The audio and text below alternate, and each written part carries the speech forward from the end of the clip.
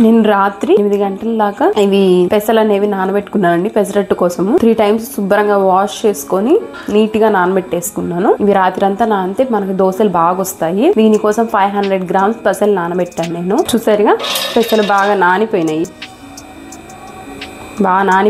మనం ఇప్పుడు బాగా రుబ్బుకుందాము. ఎక్కువ వాటర్ పోయకుండా రుబ్బుకోవాలి. ఇవి మీలో పెసరట్టు అంటే ఎంతమందికి ఇష్టమో కామెంట్ చేసేయండి. నేను పచ్చిమిర్చి వేస్తున్నాను, అల్లం ముక్కలు సన్నగా తరిగి వేసేస్తున్నాను, రుచికి సరిపడా ఉప్పు, నెక్స్ట్ జీలకర్ర కొద్దిగా. ఇవన్నీ మనము కొంచెం వాటర్ మాత్రమే పోసుకొని బాగా నురుగు వచ్చేటట్టు మిక్సీ పట్టుకుందాము. చూపిస్తాను నేను మీకు. ఇట్లా మనకి నురుగుగా వచ్చేటట్టు పట్టుకోవాలండి. పిండి అనేది ఈజీగా వస్తుంది మనకి పెసరట్టు. మరి నీళ్ళగా వేయకూడదు పెసరట్టు అనేది. ఇప్పుడు నేను కొంచెం వాటర్ వేస్తున్నాను. ఈ గ్లాస్ కి ½ గ్లాస్ వేసాను. చూసారు కదా, ఈ కన్సిస్టెన్సీలో ఉంటే చాలు, మరీ గట్టిగా అవసరం లేదండి. ఇప్పుడు దోశలు వేద్దాము.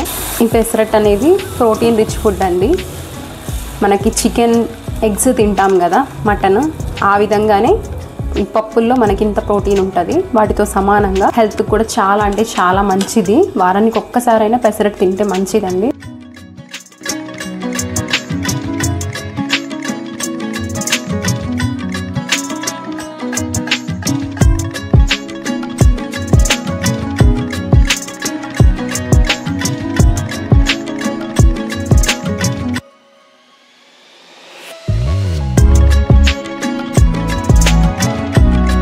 మంచి కాంబినేషన్ ఇది, పల్లీ చట్నీ అను మన పెసరట్టు.